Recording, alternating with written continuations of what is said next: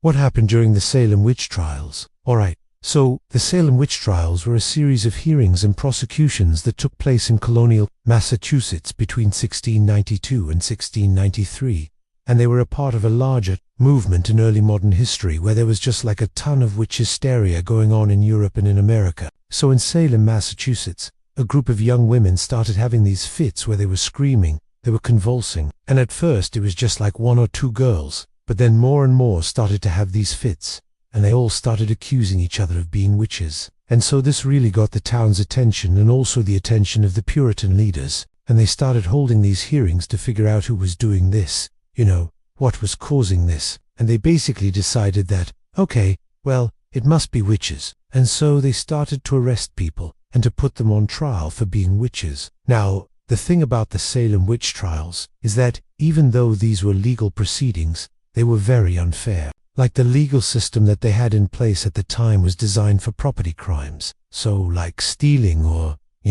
breaking into somebody's house. That was what they would normally be dealing with. And so the idea of having to defend yourself against an accusation of being a witch was completely novel. And the way that they determined guilt was basically by using these trials as a way to determine whether or not God still had a place for this person in Salem.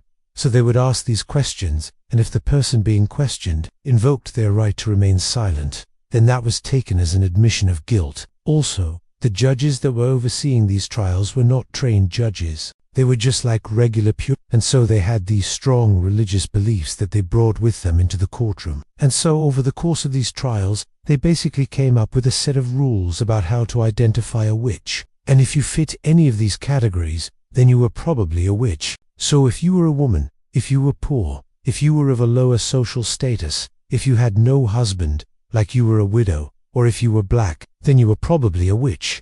And so that's how they came up with their, list of suspects. And they started to accuse people and to put them on trial. And during these trials, the accusers, the ones that were accusing people of being witches, they would go into the courtroom and they would basically reenact their fits in front of the court.